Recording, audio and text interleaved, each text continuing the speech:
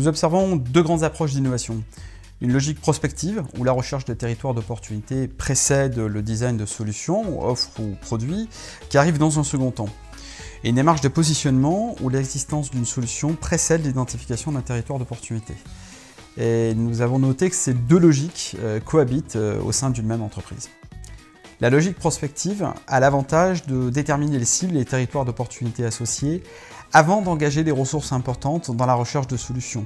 Mais en revanche, elle prend du temps et elle oblige, en cours de route, à s'adapter aux évolutions du contexte marché avant le lancement. Dans la démarche de positionnement, on a l'avantage de disposer de solutions ou de briques de solutions existantes, des brevets ou des prototypes. Elle peut donc en théorie conduire à un calendrier de lancement assez rapide. Mais en revanche, elle ne garantit pas du tout l'existence d'opportunités ou de besoins marché. En d'autres termes, on dispose d'une solution sans pour autant savoir si elle vient répondre à un besoin marché réel. Dans les accompagnements à l'innovation que met en œuvre InsightQuest, notre rôle est d'aider nos clients à gérer au mieux ces deux logiques complémentaires et en même temps contradictoires.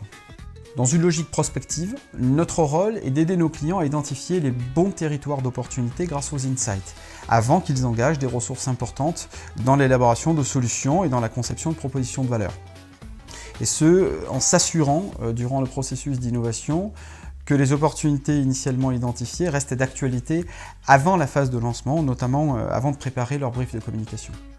Dans une approche de positionnement, où la solution précède l'identification du territoire d'opportunité, notre rôle est de protéger les marketeurs du piège qui est de lire les besoins marchés à la seule lumière de la réponse qu'ils ont envie de lancer.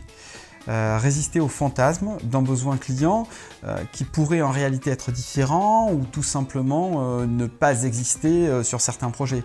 Ça permet de mieux allouer les ressources dans la chaîne de valeur en priorisant des solutions pour lesquelles les territoires d'opportunité sont réellement identifiés, c'est-à-dire des cibles dimensionnées et puis des insights associés à ces cibles.